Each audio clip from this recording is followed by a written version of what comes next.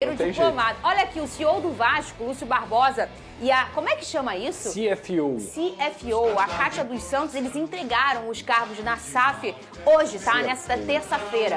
O presidente Pedrinho já comunicou, já foi comunicado, na verdade, dessa decisão.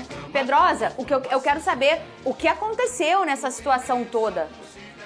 Olha, Fernanda, nada mais do que uma perda de poder iminente por conta da liminar que aconteceu. Lembrando, a 777 Partners era a empresa que comandava o Vasco da Gama e foi ela, inclusive, que contratou o Lúcio Barbosa, que contratou também a Kátia. E aí, depois que aconteceu a liminar, o Pedrinho começou a tomar as rédeas, principalmente depois da goleada para o Flamengo. Isso aí é alguma coisa que incomodou muito o Pedrinho.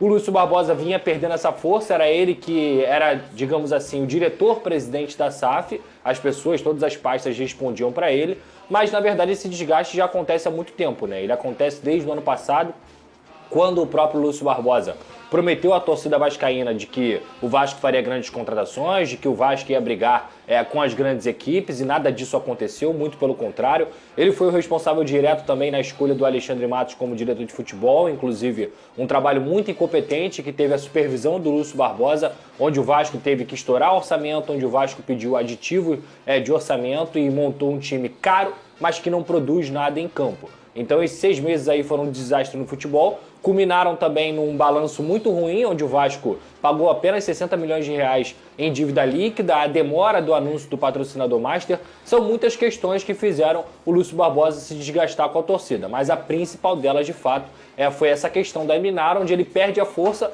perde meio que a função, e aí as pessoas começaram a responder para o Pedrinho. O Pedrinho também não se opôs a essa saída, muito pelo contrário, não tinha uma boa relação nesse momento.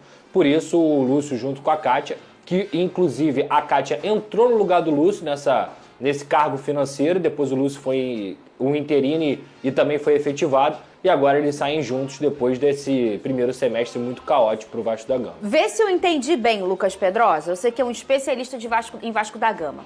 A gente tem a SAF, que no caso era a 777. Posso falar era ou é? Ainda é, né? São 3 vias. É a 777 Partners, que foi a responsável pela compra, e aí a principal, vamos dizer assim, motivadora do processo para o Vasco virar SAF. Aí entra o quê? O Vasco criou uma empresa chamada Vasco SAF, para se desassociar do associativo.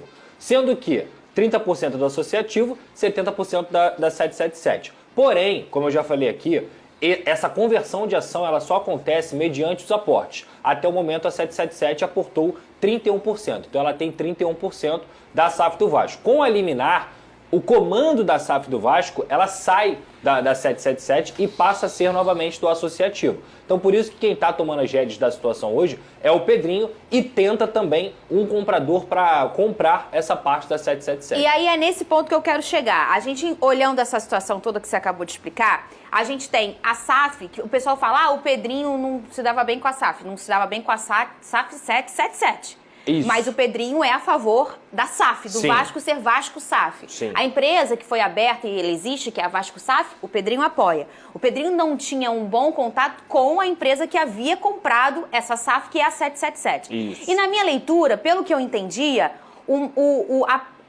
a persona 777 era ele. Porque a gente fala muito no Botafogo no John. O John é o dono mesmo. Mas a 777, ela não tinha um único dono. Então falava muito do Josh, né? E ele era a figura em que você enxergava aquele cara de blazer e óculos.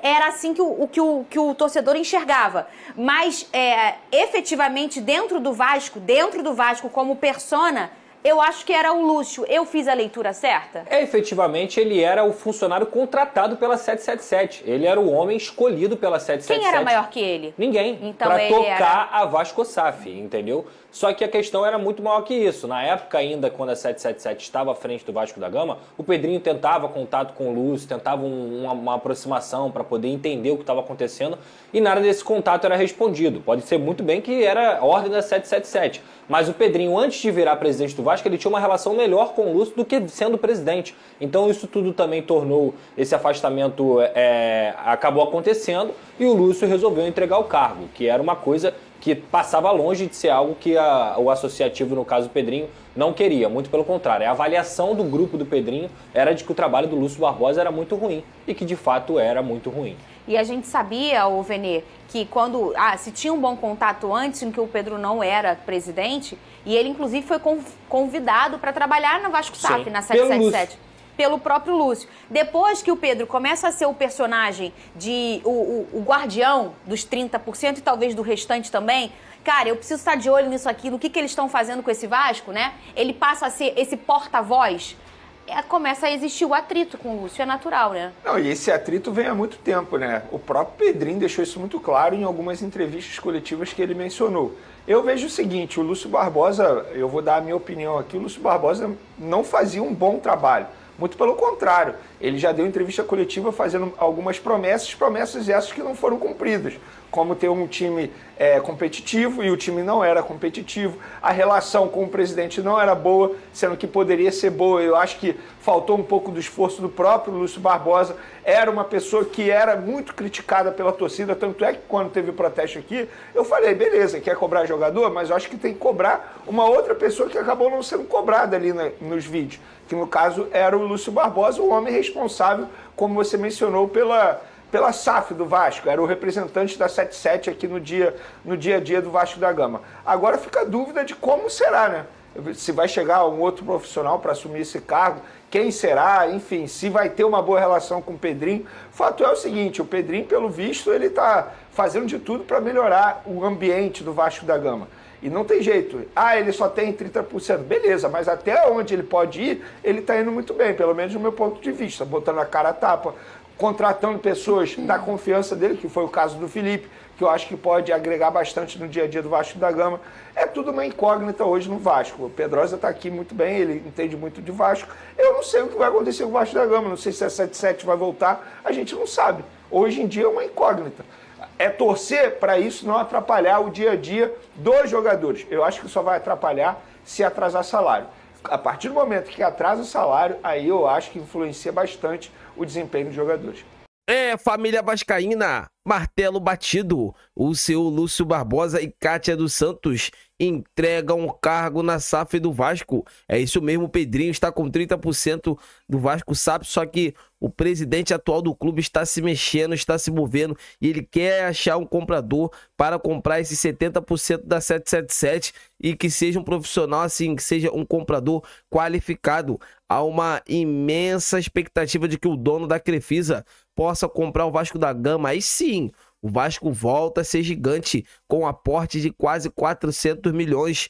Galera, é muita grana. O Pedrinho vai ser o maior presidente de todos os tempos do Vasco da Gama até o momento, sabe? Ele quer, sabe, colocar ordem na casa, endireitar essa casa, essa bagunça gigante que está dentro do Vasco, para aí sim o Vasco voltar a ser profissional e voltar a ser um time campeão e competitivo. Vocês concordam? O que vocês acham dessa saída do Lúcio Barbosa e da Kátia dos Santos? Deixa aqui nos comentários para a gente estar debatendo sobre esse grande assunto. Então é isso, galera. Tô indo nessa. Fiquem com Deus.